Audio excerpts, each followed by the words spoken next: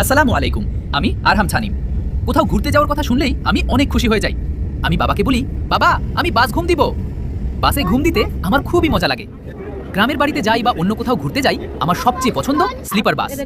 Sleeper বাসের বিছানায় আরাম করে শুয়ে থাকতে আমার খুব ভালো লাগে। কখনো একটু গল্প করি, কখনো বাইরে তাকাই, আবার কখনো ঘুমিয়ে পড়ি। তবে শুধু ঘুম দিলেই তো হবে না, বাসের জানলা দিয়ে বাইরের দৃশ্য দেখতে আমার ভীষণ ভালো লাগে। রাস্তার দুই পাশে সবুজ গাছপালা, বিস্তীর্ণ মাঠ, ছোট ছোট বাজার, নদী, সেতু আর চলন্ত গাড়িগুলো দেখতে দেখতে সময় খুব দ্রুত চলে যায়।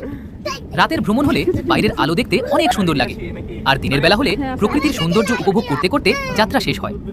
আমার মতো আমার ছোট বোন শিহরিশ আনায়াও বাসে ঘুম দিতে পছন্দ করে। অনেক সময় আমরা পাশাপাশি বসে বা শুয়ে ভ্রমণ করি।